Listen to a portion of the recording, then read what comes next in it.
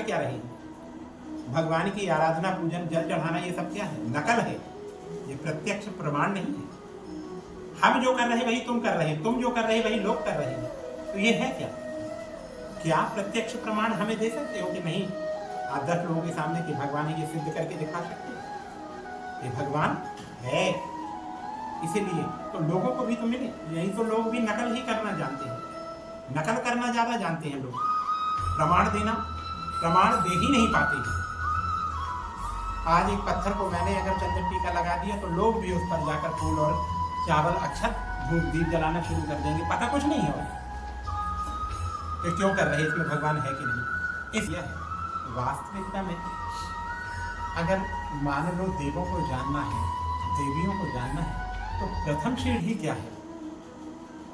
अगर हमें किसी को बताना है कि भगवान है इस दुनिया में, ठीक है, किसी को दिखाना है और लोगों को ये मनवाना है कि इस संसार में ईश्वर है, तो उसके लिए प्रथम सीढ़ी किसे बनाया गया है? अभी मैंने बताया ना, जैसे माँ होती है बच्चे के लिए, जब बालक का जन्म होता है तो सर्वप्रथम सीढ़ी कौन है? मान लो बालक होता है तो सबसे पहले किसे जानता है? केवल माँ को। माँ ही ये बताती है कि बेटा ये तेरे पिता है। धीरे धीरे वो जानने लगता है कि एक से दो दिखते हैं तो ये मेरे कोई ना कोई है, पहचानने लगता है। फिर तीसरे को, चौथे को, धीरे धीरे सबको जानना शुरू कर देता है। तो सबसे पहले बालक किसे जानता है? माँ को। तो मान लो अगर महादेव को जानना है तो सबसे पहले हमें जानना किसे होगा? कौन? माँ को है? कैसे? उसका भी तो प्रमाण दो। माँ को भी अगर जान पाए हो तो सही माँ को जान पाए हो, और महादेव को अगर जान पाए हो तो उसका भी प्रमाण चाहिए। तो माँ को जान तो रही, लेकिन प्रथम माँ कौन है तुम्हारी, जो तुम्हें उससे मिला सकती है? जन्म देने वाली माँ तो केवल जन्म देकर संसार से मिला सकती है, भगवान से नहीं मिला सकती है ना। वो वही दिखाएगी जो उसको, जो देखते आई वही नकल, केवल नकल कि भोलेनाथ की ऐसी पूजा, भगवती की ऐसी पूजा सेवा की जाती है, नकल।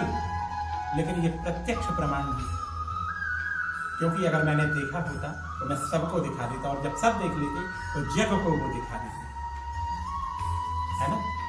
ये सिद्ध करके दिखाना पड़ता है वास्तविकता में।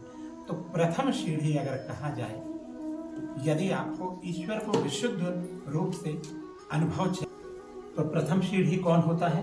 अगर ईश्वर को जानना है तो प्रथम सीढ़ी होती है प्रकृति। जिस मनुष्य ने प्रकृति को नहीं जाना वो परमेश्वर को पहचान ही नहीं सकता, ना परमेश्वर को और ना ही संपूर्ण रूप से प्रकृति को। इसलिए जितने भी लोग साधु संत जो हैं वो कहाँ रहते हैं? घर में रहते हैं क्या? जंगल में रहते हैं। और जंगल में क्यों रहते हैं? क्योंकि वो पहले प्रकृति को जानना चाहते हैं, और प्रकृति ही एक ऐसी है जो हमें परमेश्वर से मिला सकती है। हम प्रकृति को जान गए तो एक एक कण को पहचान जाएंगे कि इसमें कौन है, और नहीं तो हमारे लिए वो पत्थर है, और पत्थर के अलावा कुछ नहीं। पत्ते हैं, पेड़ हैं, डालियां हैं, उसके अलावा चट्टानें, पर्वत, पहाड़, जंगल, यही सब नजर आएंगे, लेकिन भगवान नजर नहीं आएगा। वो तो मान लेते हैं कि ये भगवान है, लेकिन संपूर्ण रूप से अगर आवश्यकता पड़ी तो क्या मानोगे?